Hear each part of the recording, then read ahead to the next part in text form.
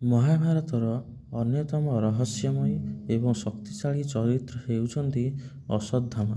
ସେ ଗୁରୁ ଦ୍ରୋଣାଚାର୍ଯ୍ୟ ଏବଂ କୃପିଙ୍କ ପୁତ୍ର ଥିଲେ। ତାଙ୍କ ଜୀବନର କାହାଣୀ ବହୁତ କଷ୍ଟ, କ୍ରୋଧ ଏବଂ ଏକ ଅଭିଶାପରେ ପରିପୂର୍ଣ୍ଣ।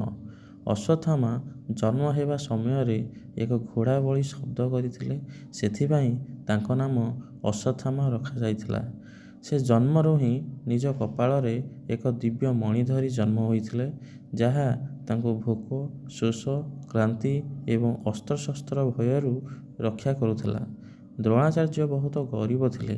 କୁହାଯାଏ ଯେ ଅଶ୍ୱତ୍ଥାମା ପିଲାଦିନେ କ୍ଷୀର ପିଇବାକୁ ପାଉନଥିଲେ। ତାଙ୍କ ସାଙ୍ଗମାନେ ପିଠଉ ପାଣିକୁ କ୍ଷୀର କହି ତାଙ୍କୁ ପିଇବାକୁ ଦେଉଥିଲେ। ପରେ ଦ୍ରୋଣାଚାର୍ଯ୍ୟ ହସ୍ତିନାପୁରର ରାଜକୁମାରମାନଙ୍କ ଗୁରୁ ହେବା ପରେ ଅଶ୍ୱତ୍ଥାମା ପାଣ୍ଡବ ଓ କୌରବଙ୍କ ସହ ମିଶି ସମସ୍ତ ବିଦ୍ୟା ଶିଖିଥିଲେ। ସେ ଜଣେ ଅତିରଥୀ ଯୋଦ୍ଧା ଥିଲେ। ମହାଭାରତ ଯୁଦ୍ଧରେ ଅଶ୍ୱତ୍ଥାମା ନିଜ ପିତାଙ୍କ ସହ ମିଶି କୌରବଙ୍କ ପକ୍ଷରୁ ଲଢ଼ିଥିଲେ। ଯୁଦ୍ଧର 15 ଦିନରେ ଯେତେବେଳେ ଅଶ୍ୱତ୍ଥାମା ନାମକ ହାତୀର ମୃତ୍ୟୁ ଗୁଜବ ଶୁଣି ଦ୍ରୋଣାଚାର୍ଯ୍ୟ ଶୋକରେ ଅସ୍ତ୍ର ତ୍ୟାଗ କଲେ, ସେତେବେଳେ ଧୃଷ୍ଟଦ୍ୟୁମ୍ନ ତାଙ୍କର ବଧ କରିଥିଲେ। ଏହା ଅଶ୍ୱତ୍ଥାମାଙ୍କୁ ଅତ୍ୟନ୍ତ କ୍ରୋଧିତ କରିଥିଲା।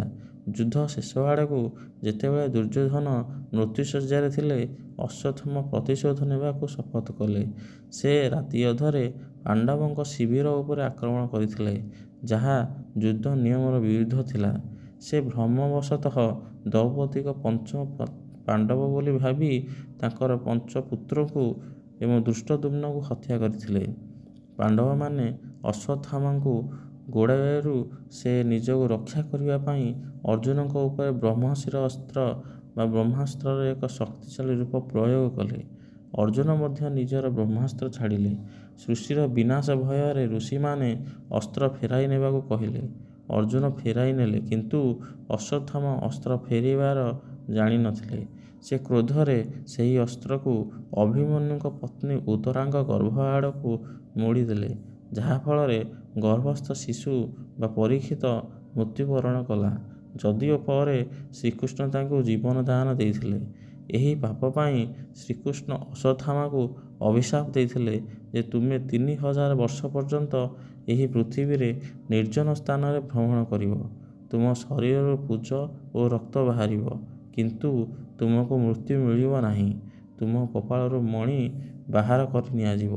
ପୁରାଣ ଅନୁସାରେ ଅଶ୍ୱତ୍ଥାମା ସପ୍ତ ଚିରଞ୍ଜୀବଙ୍କ ମଧ୍ୟରୁ ଜଣେ। ଅଶ୍ୱତ୍ଥାମା, ମହାବଳୀ, ବେଦବ୍ୟାସ, ହନୁମାନ, ବିଭୀଷଣ